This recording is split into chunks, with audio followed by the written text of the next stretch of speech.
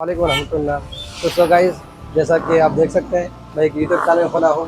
अल्हम्दुलिल्लाह YouTube channel तो खोल लिया हूँ, मगर अब कैमरे के सामने क्या बोलना वो मालूम नहीं।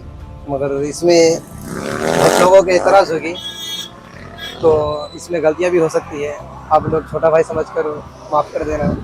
देखते हैं यहाँ पर दो मदरसे के बच्चे हैं, इनसे इस्लामिक सवाल करते हैं, जवाब दे पाते हैं या नहीं। आइए बच्चों से मिलाते हैं।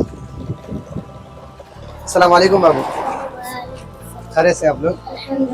आपका नाम क्या है? मोहम्मद अफवाज। मोहम्मद अफवाज। आपका? मोहम्मद नदीम। माशाअल्लाह।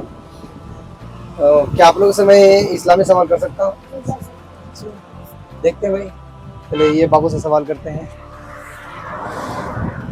हमारे नबी का नाम क्या है? हजरत मोहम्मद सल्लल्लाहु अलैहि वसल्लम। सल्लल्लाहु अलैहि वसल्लम। और हमारे नबी के वालिद का नाम क्या है? अब्दुल्ला। माशाअल्लाह, सही आंसर है विदर।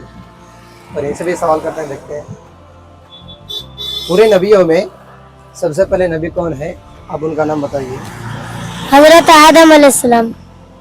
और उनके कितने बेटे थे? 2। माशाअल्लाह। और दो बेटों का नाम क्या क्या है?